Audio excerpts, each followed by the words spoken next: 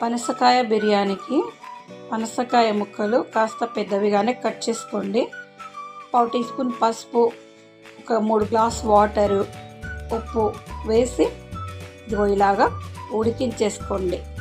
బాగా మెత్తగా కాదండి, ఇదిగో ఇలాగా ఉడికించేయండి. ఇప్పుడు దీన్ని స్ట్రెయిన్ చేసేసుకోండి, పక్కన పెట్టేసేయండి. ఇప్పుడు మసాలాలు ప్రిపేర్ చేసుకుందాం. 1 టీ స్పూన్ కారం, 1/4 టీ స్పూన్ పసుపు, 1 టీ స్పూన్ ఉప్పు, అల్లం వెల్లిపాయ ముద్ద, నిమ్మకాయ సైజ్ అంతా,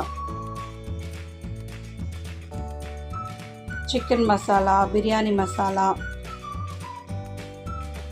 నూనె, ఆనియన్స్ ఫ్రై చేసిన నూనె యాడ్ చేసుకోండి. ఫ్రై చేసిన ఆనియన్స్, బ్రౌన్ ఆనియన్స్, బరిస్తా అంటారండి వీటిని. ఇవి ఇప్పుడు కర్డ్ యాడ్ చేసుకోండి.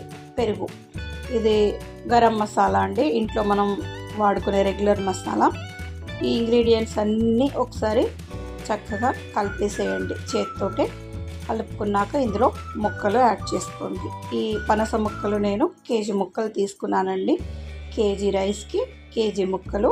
ఇప్పుడు నిమ్మకాయ జ్యూస్ యాడ్ చేస్తున్నాను. ఈ నిమ్మకాయ జ్యూస్ యాడ్ చేయడం వల్ల మంచి ఫ్లేవర్ వస్తుంది. ఇది ఒక అర్ధగంట వరకు అలా పక్కన పెట్టేసేయండి. రైస్లోకి ఒక బే లీఫ్, స్టార్నిష్ ఫ్లవర్, యాలకులు, షాజీరా, లవంగాలు, పట్టా, గరం మసాలా అండి, హోల్ గరం మసాలా యాడ్ చేసుకొని రైస్ ఉడికించేసుకోండి.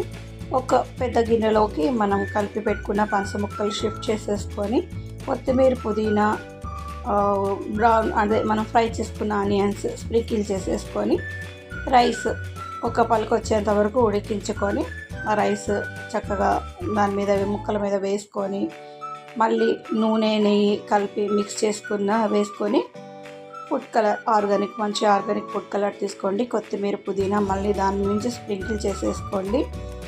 మళ్ళీ నిమ్మకాయ జ్యూస్ మళ్ళీ ఇక్కడ మీరు చక్కగా రైస్కి అంతా అంటుకునేలాగా స్ప్రింకిల్ చేసేసుకోండి. ఒక్కొక్క క్లాత్ దాని మీద నుంచి ఇదిగో ఇలాగా నేను చూపిస్తున్న విధంగా పెట్టేసేయండి. ఇంతేనండి, 15 నుంచి 20 నిమిషాల్లోకి బిర్యానీ ప్రిపేర్ అయిపోతుంది. చాలా బాగా వస్తుంది, టేస్టీగా ఉంటుంది. చూడండి, ఎక్కడ మాడకుండా మటన్ ముక్కల్లాగా, చికెన్ ముక్కల్లాగా ఎంత బాగా వచ్చిందో కదా. చూసారు కదా. ఈ రెసిపీ కనుక మీకు నచ్చినట్టయితే మీ ఫ్రెండ్స్ అండ్ ఫ్యామిలీ మెంబర్స్తో నా ఈ రెసిపీని షేర్ చేసుకోండి. నాకెంతో సపోర్ట్ చేసిన వాళ్ళు అవుతారు. ఈ బిర్యానీ ట్రై చేయండి, తప్పకుండా అద్భుతంగా ఉంటుంది. నేను చూపించిన ఈ రెసిపీ కనుక మీకు నచ్చినట్టయితే like, share, comment, subscribe, hit the bell icon. Thank you for watching.